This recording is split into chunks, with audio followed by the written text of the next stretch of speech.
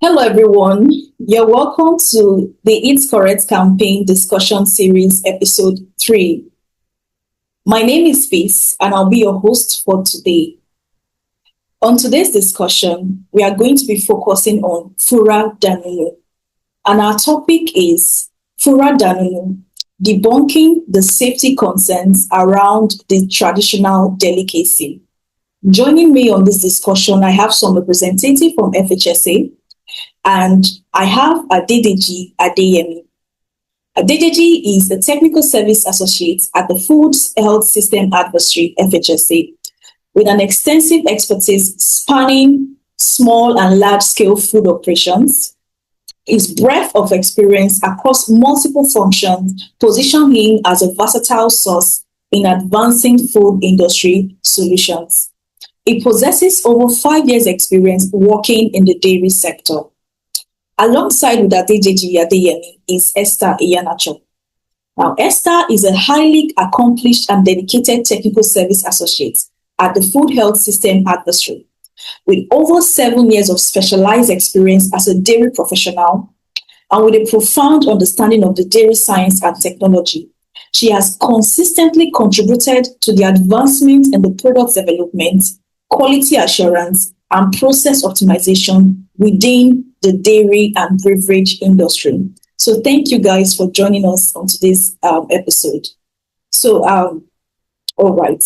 So diving into the discussion, right, we want you, DGG, to help us respond to this, address this, because a lot of people believe that Fura-da-nono is only consumed by Northerners.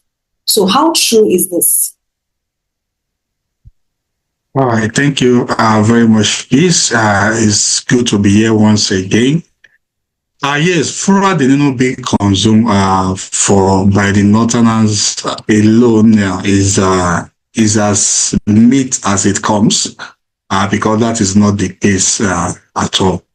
Yeah, so I understand when people believe this because we can say the origin of the food is basically the nuts.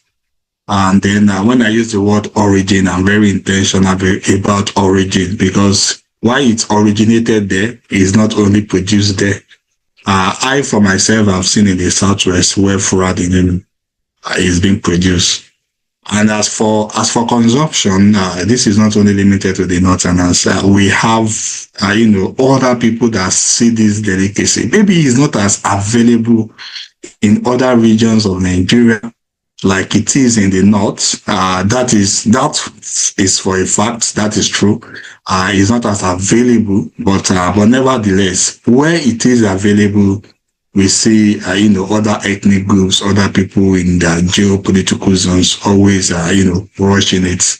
I, for one, in fact, my colleague that we work together in my organization, FHSA, anytime they have to probably visit Kaduna or any of the northern states for something. The Fura-da-nono is one of those things that is they just want to eat it before coming by all means. I mean, you can't go to the north and then come back to the southwest and then you have not eaten that Fura-da-nono. No, they are always looking out for every opportunity to eat it. And then also, some few months ago, I was in Ogbomoso. That is Oyo State in the southwest of Nigeria. And then I saw for myself, some production of Fura-da-nono and a lot of Yoruba people, eating it. I was opportune to speak with some of them, and they told me, they don't joke with it. It's one of the delicacies also. So that the Northerners only, or to have that mindset that this food is only for the Northerners is a very wrong perspective. This is what we can all enjoy and benefit from. Thank you. All right. Thank you so much for clarifying that misconception, Adedeji, because I, for one, used to think that it is only consumed by Northerners. And then later on, I began to know that it's actually the native yogurts. Just the way we have yogurt as an English delicacy, that's the same way we have like Fura-da-nono like the native representative of yogurt. But nevertheless, thank you for that clarification. So we are going to be progressing to the production process. So, Mark, could you help us break down the production process of Fura-da-nono? How is Fura-da-nono produced? Okay, I'll start with the nono. The nono, like we said, is just a traditional yogurt, the local yogurt. It's the same thing as yogurt, that's the truth. They pass through virtually the same process, but it's a food that was developed by the locals. Even how they do it here, I think that's how yogurt originated, the Bulgarians, right? So primarily is fresh milk that is pasteurized. You get your fresh milk, they freeze from dirt and all, so they get to boil the milk. Then they cool it down to room temperature, like when it's just warm. So they now inoculate with the product of the previous day. Like, so this acts like our starter culture in the industries, right? So they just introduce that previous batch and mix it very well, then allow to ferment for like 8 hours or overnight. By the next day, the nono is set. Now coming to fura, I'll be explaining that of the balls, like the fura balls we know. So basically, what is used is the millet grain. So when it's gotten, it is sorted, it is washed, then it is dried, then it's now milled. So the powder is what is used in making the fura balls. The boil water. So you have your water that is already boiling.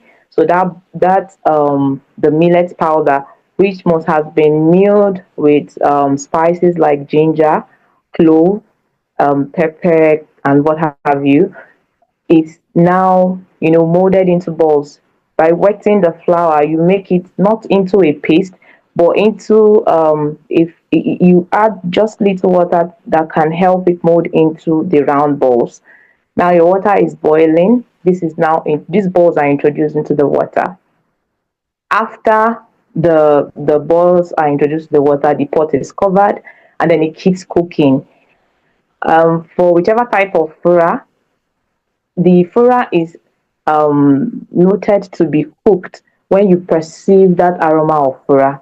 So once that is perceived, it is now drained from the water, that's from the boiling cooking pot, and now introduced to the mortar. It is pounded. So pounding is going to now become like pounded yam. You see when, like, they know when it is due for molding again. So they now mold the second time into that ball that we see. So to sometimes prevent sticking, they still remain a little part of the flour, just the way you do when you're making chin chin. So they use that little part of flour to make the bucket not, or the container of storage not there. So that's basically our fura the no no. Yeah. Thank you. All right. Thank you so much, Ma, for breaking the entire process. So, speaking on still on the process, right? Are there any safety measures that one should adhere to when producing Fura-da-nono? Safety is generally as applied to foods. There has to be proper hygiene during its production. So people producing it are meant to be all clothed, wash their hands. The utensils have to be clean.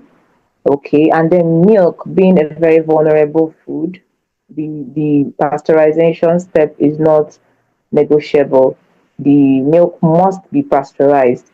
The vessel that would, or the fermenting container must also be sterilized, has to be clean for holding the milk for that period of time. And like I've said, the food handler, the person preparing the food itself or preparing the food, I don't know, must be clean. Yeah. And for storage, just like we have said for yogurt, it has to also go chilled.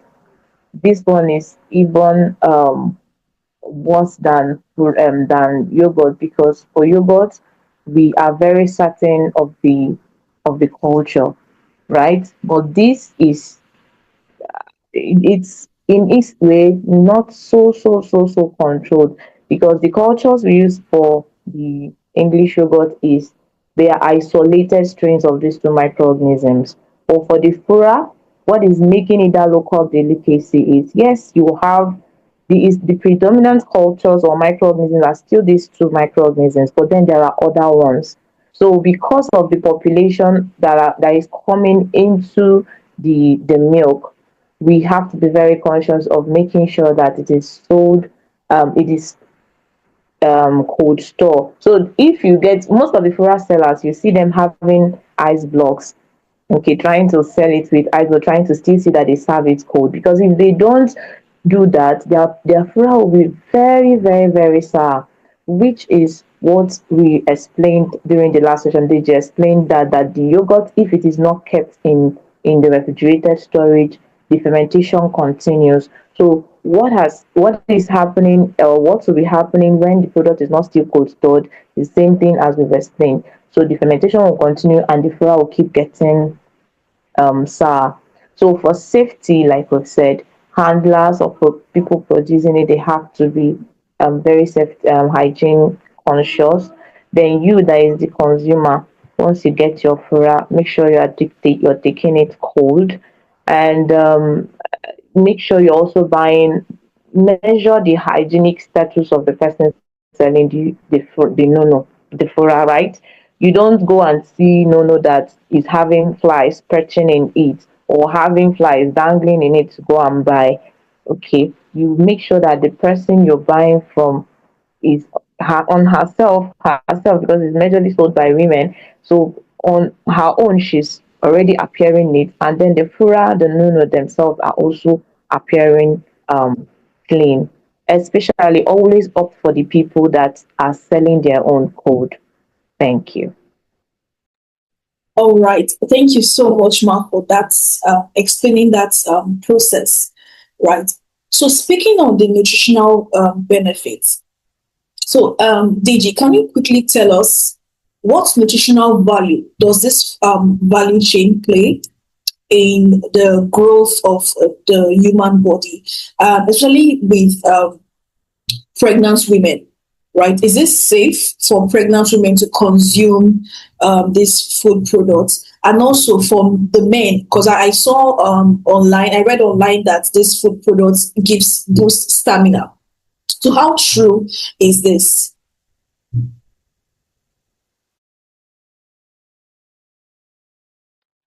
You're muted, sir. Yeah, pardon my village manner. Thank you.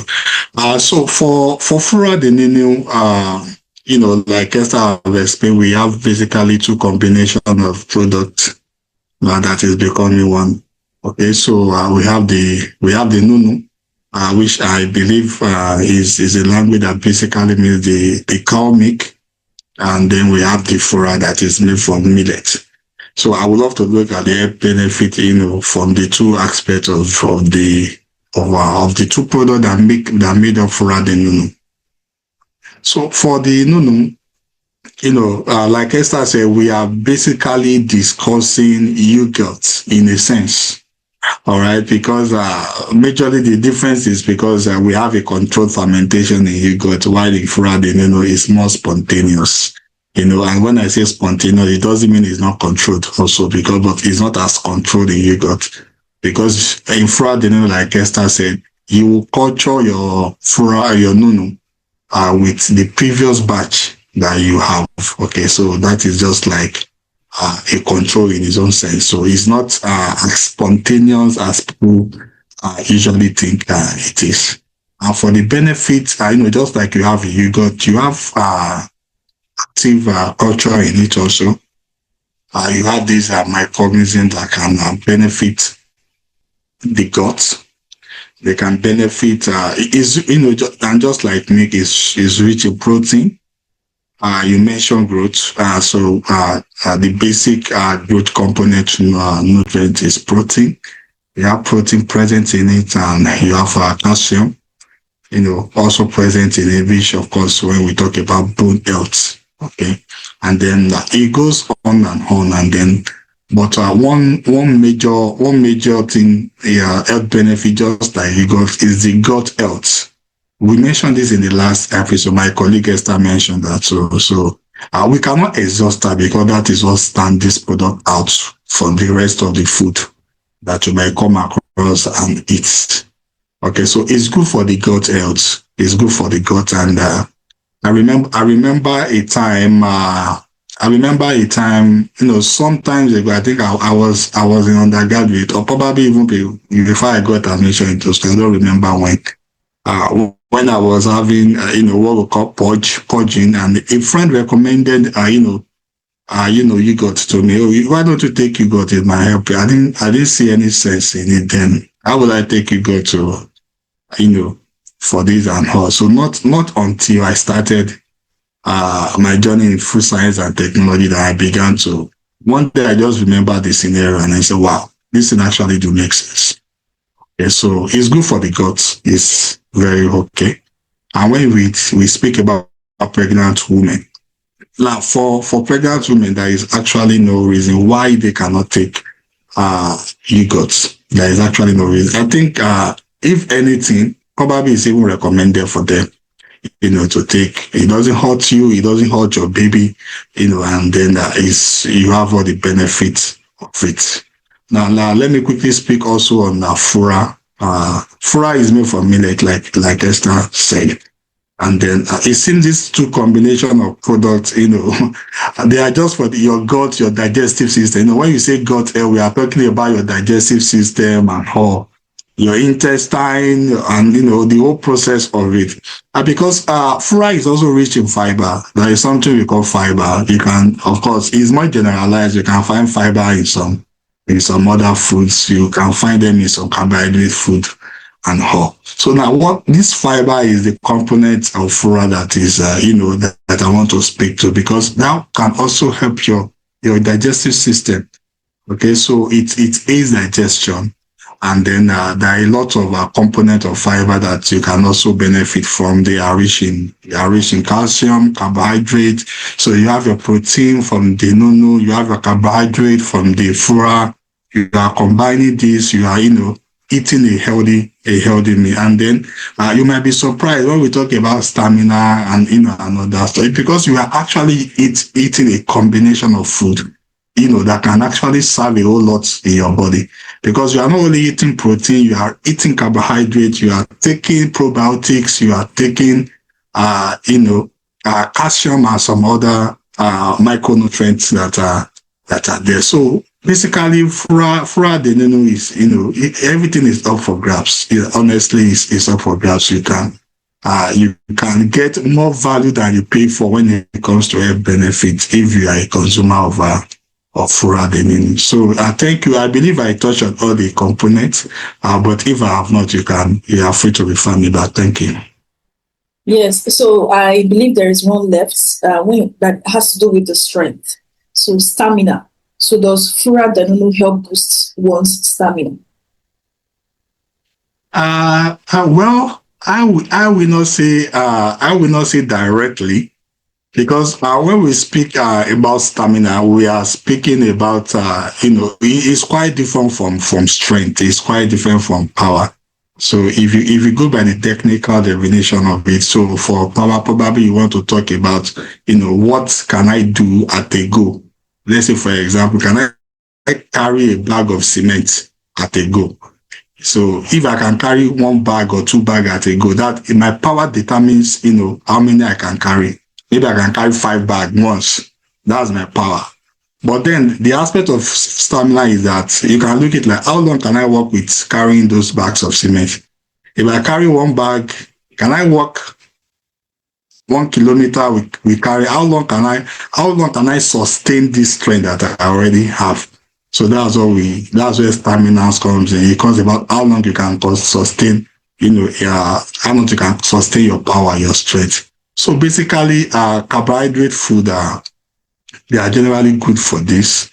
Because when you do work, basically what you are burning, your body is converting virtually your carbohydrate to simple sugar that your body can use as fuel. And then, in fact, in the case of severe hunger, your body can also start converting your fat, into this just to give you energy. So, because fura now, the millet is rich in carbohydrate and it's rich in fiber. Okay, so there is no, even though there is not, I cannot really say there is a direct correlation, but it's a carbohydrate-rich food when you are combining it. Okay, so there is nothing that's stopping from giving you stamina that you need to work. Thank you. All right. Thank you, Deji, for clarifying that. So moving on, we are going to be touching some misconceptions around the production part of Fura-da-nono, especially around the sales part. So some people believe that Fura-da-nono that are being sold on the streets, they are not safe for consumption, because most of the times where people find Fura-da-nono are mainly on the streets, right? And then they believe that because it's being sold on the street, they are not safe for consumption. So Esther, I would like for you to speak on this. Is this true? Okay, let me start by saying, um, I think most of the drinks or most of the foods that we are getting in factories, they actually started from the home, from the street. So getting a food on the street does not make it less nutritious or less safe. But like I mentioned earlier, we should just be cautious on the presentation of the food. You still get tofu. Tofu is a soybean cake. It's fried. It's generally known as a street food, but then it doesn't stop it from being a protein dense food. Okay, so no, and fura being sold on the street, please, does not make it less nutritious. Um, it doesn't make it less safe too. Just make sure that you're buying from a seller that has hygienically presented the Fura-da-nono. And yeah, that should serve because it is ideally a traditional meal. It is a local meal. You don't have NAFDAC pursuing them because it's a food that is meant to be consumed just at a go, right? So they provide it for us. Still, is very an amazing thing because sincerely, it's a very nutritious pack being made available to us at a very affordable price on the road. If you compare a liter of yogurt to a liter of nono, you see the price. I mean, the factory produced ones and then the ones on the street. And technically, they are basically the same thing. So please, we should stop the misconceptions around whether it is no more something someone should consume because it's sold on the street. No, street foods are not bad, right? But they should be well prepared, well preserved, and well presented. Yeah, that's what I have to say. Thank you so much, Esther, for clarifying that. So I'll be jumping real quick on one term that you made mention of, that Fura-da-nono is actually a traditional meal. So speaking on this, right? Um, how, like, what's the angle does this really represent the tradition? Is Fura-da-nono actually a pure representation of the traditional heritage? Yes, the Fulani man is known for Fura-da-nono, right? That they are the originators because they are the ones that own cows basically in Nigeria. So they are the ethnic groups um that value, I always say this, they value the lives of the cows more than their own lives. So the milk is a product from the cows and it is their food. You see them, they serve it in calabash. You can't attend a Fulani event and then you would not see Fura-da-nono. It's just like their amala and ewedu. So it's their own. It's I don't know how to explain this, but it is attached to them. It is their culture. It's their heritage. So it is their food. So you see it being served in a particular small calabash with a particular spoon. This is what it is for an ideal presentation of Fura-da-nono. Yeah. And the Fulani clan specifically are the people that we hold our heritage to. Thank you. Wow, amazing. You would agree with me that we've all learned a lot from this discussion. Before now, I used to think that fura-da-nono is a northern food and it's only consumed by people from the north. But I must confess that after this discussion, my mindset, my whole conception about the food product has really changed. And thank you so much for sharing your vast knowledge on this food product. Now, coming to the end of this discussion, I would like for Esther to just quickly give a final message to families, especially to breastfeeding mothers, to the young ones, their children that are still in school. Like, what final message you have for them? Okay. What I have, if you have Fulanis around you, enjoy your Fura-da-nono. If you have access to Fura-da-nono, enjoy it because, like you just explained, it's a nutrient packed food. You have the fibers actually are prebiotics also for those microorganisms in your gut. So just imagine you're taking in the beneficial microorganisms to your gut, and then you are still fueling their activities with the fiber that is coming from the millet. We are just saying, and again, we shouldn't forget that when your gut health is intact, your immune system functions properly. In short, your overall health. I was listening to a conversation between um, some professionals, and it was so amazing how these gods, when there is a little imbalance in the gut health, how it affects the body, the brain. Okay, they mentioned the gut health is so important and significant that the brain has a particular is it a nerve or what that joins that gut health to the brain, and is a very very significant nerve in the body. So if anything goes wrong, it brings an alteration. So when you have a cardiovascular disease, actually the doctor is a cardiologist. So when there is a cardiovascular disease, he comes down to check the gut, and he always finds out that there is an issue with the gut. When there is an issue with the brain, when they go to check, they still connect it back to the gut. So for me, that particular conversation opened my eyes to, oh, we've actually been neglecting this our gut, our intestines, how they function, our stomach. We are more interested in diabetes, hypertension, the heart, and all, not knowing that there is this small system that is more like the powerhouse of the whole system. So please, if you see Fura-da-nono, take it. You can also make it yourself. Get the no. Even if you can't access, tell them they can hygienically process it for you, right?